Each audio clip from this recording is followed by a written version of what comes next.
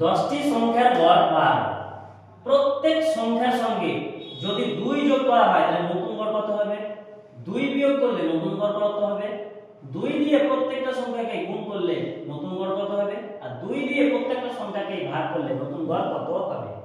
তো মাত্র 5 থেকে 10 সেকেন্ডের সমাধান।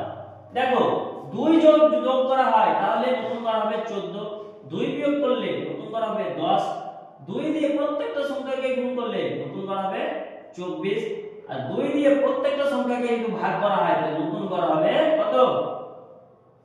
6। স্যার এত তাড়াতাড়ি আপনি করে দিলেন, আমরা বুঝতেই পারলাম না।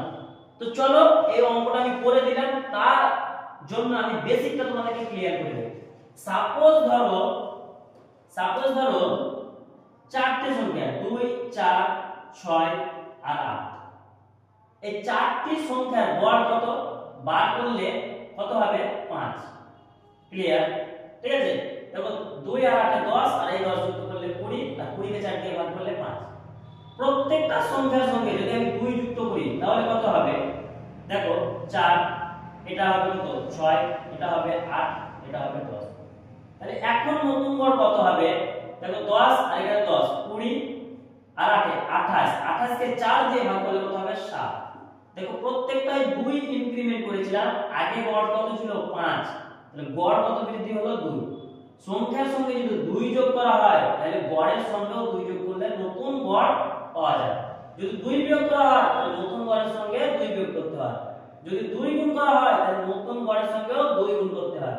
যদি 2 দিয়ে প্রত্যেকটা সংখ্যাকে ভাগ করা হয় তাহলে নতুন গড়টা অর্থাৎ পুরাতন গড়কে যদি 2 দিয়ে ভাগ করে দেয় তাহলে নতুন গড়টা আসবে।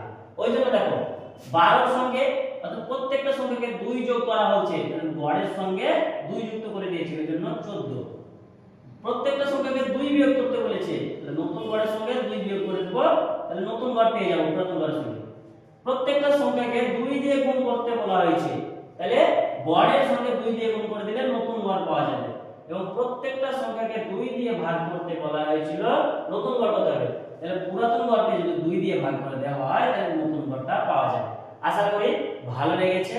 তো যদি ভালো লাগে তাহলে ভিডিওটাকে শেয়ার করে দাও। Thank you.